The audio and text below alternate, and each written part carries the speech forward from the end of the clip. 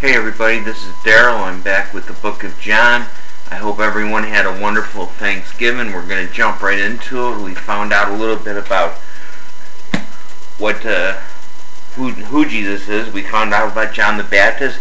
We learned about the first disciples of Christ. We learned about that wedding where he turned water into wine. We learned about Jesus in the temple, and the people were using his temple, his Father's church, as a place to exchange money and to sell goods, and a place of debauchery as opposed to a place to worship the Lord.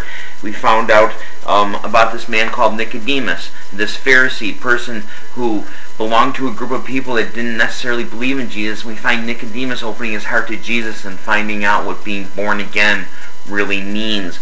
We learned a little bit about Jesus and the Samaritan woman. We found out her relationship of two people from two different areas that aren't supposed to get along, being able to learn the truth that Jesus Christ is Lord and get along with each other. We learned that Jesus healed the official son. It was through faith that his son was healed. And now we're going to have another story of one of Jesus' miracles, and this starts with John 5. The subheading is Jesus heals a sick man. Later, Jesus went to Jerusalem for another Jewish festival. In the city near the sheep gate was a pool with 5 porches, and its name in Hebrew was Bethsaida. Many sick, blind people and crippled people were lying close to the pool. Beside the pool was a man who had been sick for 38 years. When Jesus saw the man and realized that he had been crippled for such a long time, he asked him, "Do you want to be healed?" The man answered, "Lord, I don't have anyone to put me in the pool. When the water is stirred up, I try to get in, but someone else always gets there first." Jesus told him, "Pick up your mat and walk." Right then the man was healed. He picked up the mat and started walking around. The day on which this happened was a Sabbath. When the religious authorities saw the man carrying his mat, they said to him, "This is the Sabbath. No one is allowed to carry their mat on the Sabbath." But he replied, "The man who healed me told me to pick up my mat and walk." They asked him, "Who is this man that told you to pick up your mat and walk?" But he did not know Jesus, and Jesus had left because of the crowd. Later, Jesus met the man in the temple and told him, "You are now well, but don't sin no more, or something worse might happen to you."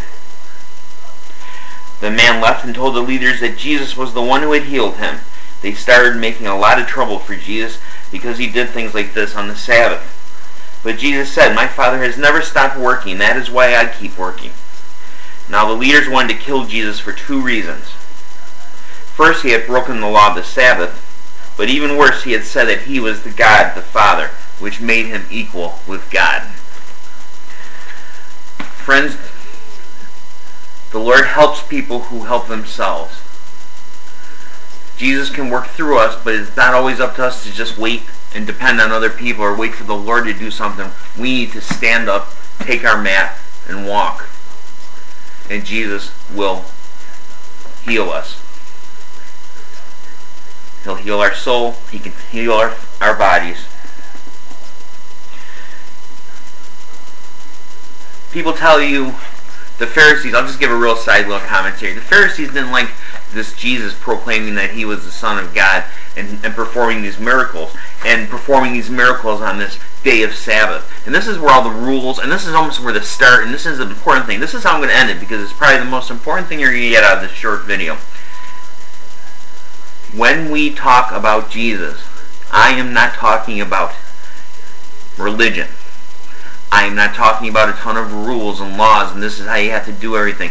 Now the law of God, the 10 Commandments, he makes it very clear. If you continue to sin, something worse can happen to you. He's not making like some kind of threat. What he's saying is go and live the right way. Live the way the Lord tells us to live through the commandments. And when it comes to eternity, you'll have your place by accepting Jesus and following him, and you follow him by doing those things. So, we're not talking about religion, we're talking about a relationship with Jesus Christ. We're not talking about Catholicism, we're not talking about Methodist, we're not talking about Assembly of God, we're not talking about Lutheran, we're not talking about Baptist, we're talking about a relationship with Christ.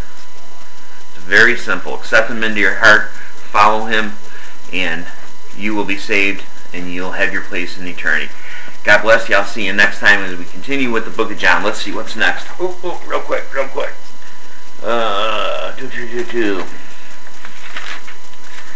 Let's see. We had just continued with Jesus heals the sick man next to the pool, and now we are going to learn about what the Son's authority is, which means what authority Jesus Christ had and continues to have with us. God bless you.